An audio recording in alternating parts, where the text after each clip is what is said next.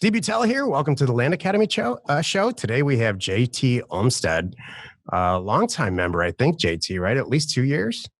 Little short, I think, probably about a year or so, actually. And a fellow Arizonian, right? I am, yeah, Phoenix. Awesome, man. So just before the show, you were saying you just took off for about a month and you've got a crap load of stuff to do because you just got back. Yep, that's exactly right. Got to catch up on all of it. Tell us where you were and what you were working on. And more importantly, after that, tell us, it makes us all feel better when really successful members go through pain. So I want to hear your pain today. Yeah, I'll deliver on that. Yeah, so I like to take vacation. I think that the thing that attracted me to land initially was the fact that you can do it on your own schedule and on your own time. So that really kind of took advantage of that. Took the last 4 weeks off and took some family travels, went international and domestic. So you said Oregon and London? Yeah, exactly. Yep. So nice mix of personal and business, and it's just good to kind of get out, reset your mindset before you get back to the grind. Awesome, man. So what are you working on, land wise or house wise? Yeah, on the land front, I'm kind of mixed right now. I'm kind of a mix of things, actually. I'm spending a lot of time vetting other people's deals, starting to fund. I got a couple of deals I'm funding for other people right now, and then Great. Working on kind of funding different deals for myself, and I'm bringing outside investors as well. So kind of a mix of stuff we're approaching. That's fantastic. I didn't actually realize that. And I love that you're doing that. We run out of money literally every month funding other people's deals. So for what we've allocated. So I wonder if there's a way we could mix some money together on the funding side, because we get more deals in than I know what to do with. Yeah, that's always, honestly, that's the thing I love about land is the fact that there's so many opportunities going around. You just got to find the right way to either partner them or, find the way to keep those deals moving. So yeah, I'm definitely actually looking for people to fund at the moment. So Okay. LandTank's been a fantastic tool for that. Okay, great. So you are using landtank.com to as an inflow or source of inflow anyway? Yeah. Some of my deals, I just funded one this morning actually. So right off LandTank. So LandTank's been good. And then, just the community in general. Great. We're going to release House Tank here in about 60 days. It's being developed right now. So it's the same kind of thing for houses, and it's the same, actually, the same financial structure. We review a deal. We decided to fund it 100% loan to value, plus closing costs as a 50% partner. And we haven't done a house deal on our own yet, but we've got a lot of financial backing to do it. So I don't know, is that something you want to dabble in?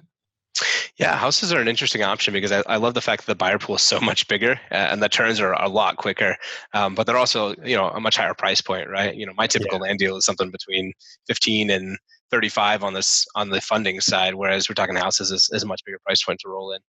Yeah, the typical house deal for us is buy it for 250, mark it up 50,000 ish, so sell it for 300 without any renovations at all. So you've got a gross margin of $50,000 to split with whoever you got to pay your finance guy, which usually is not that much, and then split it with whatever's left with the manager. We call them managers who bring us the deal. So it can be dollar wise lucrative, but it's a little bit more cash intensive. Saying that, what's your favorite from a funding standpoint? What's your favorite land deal, or do you have one yet? I would say my favorite land deal right now is probably the higher acreage, a couple $1,000s an acre properties, right? I like to find something along those lines where the buyer pool is not just going to be someone who wants to build or just someone who purely wants a recreation, but it's got a couple of different avenues it can take depending on who wants to do whatever with the property. So infill lot or acreage? What do you say? Right now, I'm kind of camp acreage, if you want to put it that way. Okay. I've definitely done both, but I think the infill lots can be super interesting and move very quickly too. But there's just a lot more red tape to cut through in the beginning, right? But if you get that right and you kind of handle the market, kind of focus in, then you can flip stuff really fast. We have a minimum dollar amount for every deal that we do or that we're involved in that we need to net personally. For us to work on it. And it keeps going up. Right now it's around $20,000. And it wasn't that long ago that it was about 10,000. So what's the tip? Do you operate that way? Yeah, effectively. I'm looking for something, at a minimum, probably two and a half, on the flip side. I'm not interested in buying anything less than 10 or 15. Yeah. Okay. Because that's anything below that point, just it doesn't start to make sense, especially, because my expectation is title only for any closes. Right. JT, you have a finance background, if I remember right, or did you own a company before this and sold it? I don't quite remember. No, actually, I was IT before this, so I'm a network engineer by trade. And what's your education background and your work experience, if any? Yeah, my work experience was pretty much exclusively in that IT realm, and education was kind of something I just did along the side. By the time I finished my bachelor's degree, I was already super into my career. Had making well into six figures. It was like, oh yeah, I should probably get education, huh? So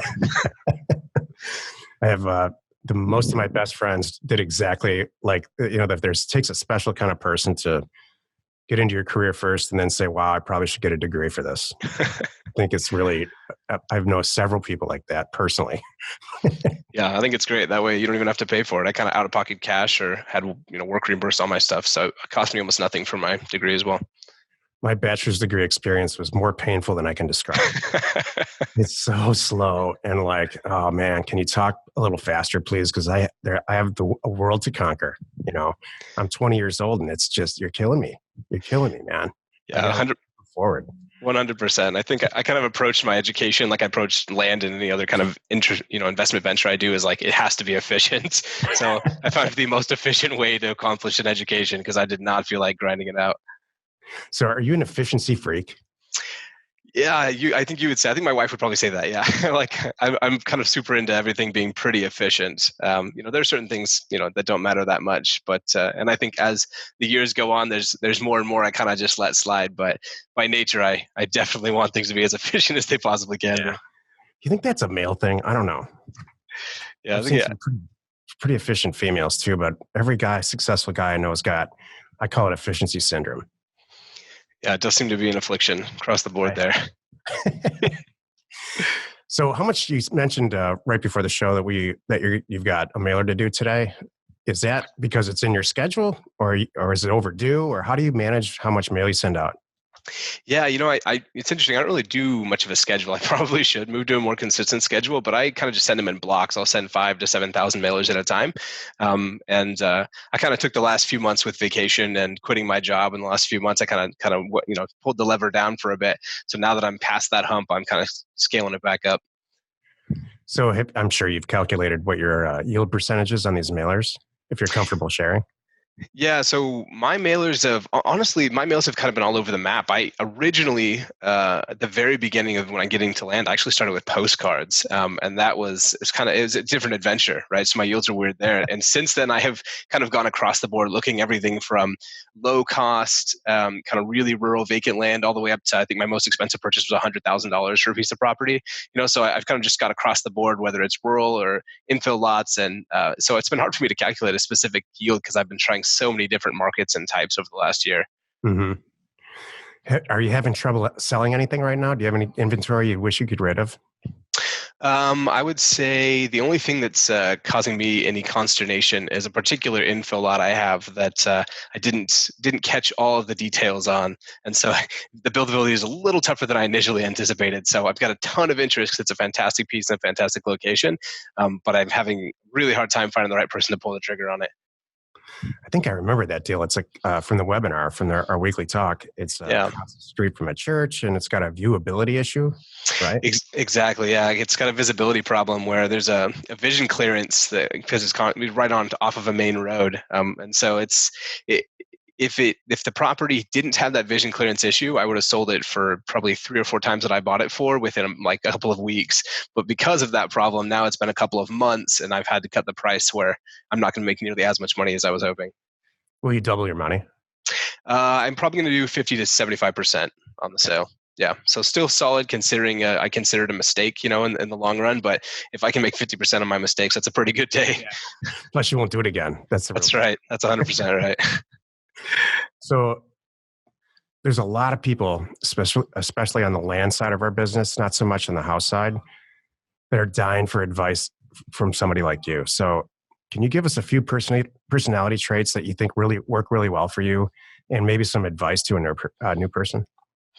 I think in land and really in investing in general, I've found the most success in giving away everything I possibly can effectively as far as knowledge goes. So I will go out of my way to meet people, talk to people, share whatever with people. I've had several people contact me and kind of ask suggestions on, should I get into land? Is it worth it? And I'm happy to have a conversation with them, a lot of times. So, because I love to just share that information, because I've found over and over again that yields super high ROIs. So I think it's hoarding what you have or trying to kind of keep it back doesn't really do anybody any favors. I couldn't agree more. I mean, obviously, that's the whole Land Academy model, is give away as much as you can until you just can't afford to give it away, and then do business with the people that are interested in it and what you have to offer. Yeah, 100%. It's one of the reasons I'm kind of drawn to you guys' program, is I just love that ideology, right? Being able, if you give it away, it's amazing, if you're willing to share everything, how quickly it kind of just comes back full. Yeah.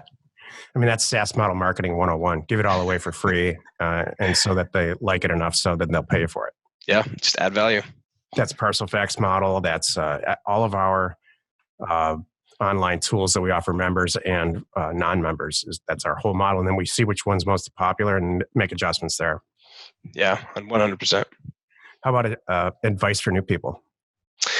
I would say for most new people, it depends on your starting point. For the people I often interact with who are coming into land with maybe a few $1,000s in pocket, if they can put some money aside, if you can put $10,000 or $20,000 aside, I find that this can be a fantastic opportunity to kind of invest in the education, and then immediately go out and get a couple of strategic properties where you don't have to make it super hard on yourself to tackle all the problems at once. If you start with a property, you buy with title, it's a lot easier not to have to learn all of these things in a row, and you can start learning pieces of the puzzle one by one, instead of trying to solve all the puzzle up front and then just lay it all out.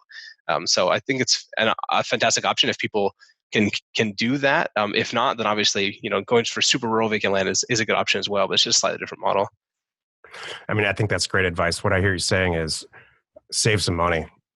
I mean, I think Jill's famous for saying, you're not ready to get into this yet. I think having $10,000 of acquisition money once you learn how to do this is a really good idea, or access to it from a partner, or using Land Tank or something like that. But sacrificing acquisition quality because you don't have the dough in your checking account is a super bad idea. Yeah, I mean, I think the statistics are clear that in the long run this model is ridiculously awesome, but there are statistical anomalies. So putting everything on the line and kind of this first mailer or first shot is probably not the way to go, and I wouldn't recommend it for anyone. I find if you're willing, like you said, save some money and put some aside, and realize that over the long term it's going to be a good bet, even if you have a couple of hiccups along the way, then that's the way to go. I mean, I've had mailers I've sent out 5,000 pieces of mail and got nothing. Wow. No deals out of that. So, and it just happens sometimes. It's kind of a disaster where you're like, how did this, and maybe it's your fault, maybe it's something you missed, but that stuff happens. So you just kind of got to be ready that occasionally you're going to hit something. And if that happens, that's okay. You just got to keep rolling because the model's awesome. Yeah, exactly. Hey, how can listeners, watchers get a hold of you? You can definitely reach out to me on Land Investors. I'm on the site there. Feel free to connect with me there. And then I'm kind of all over the internet, to be honest. So pretty much anywhere land's happening, I'm usually there. So reach out to me. And apparently Land Tank too. Yep, for sure there. JT Olmstead, great to talk to you today. Great to talk to you as always. And thank you for contributing on landinvestors.com and on our advanced call. It's always great to hear your experiences on our Wednesday advanced call, and actually, which I think is coming up here soon. So appreciate your participation, and I wish you the best. And I have a feeling you're not going anywhere. Yeah, absolutely. Thanks. It's been great. Thanks. Talk to you soon.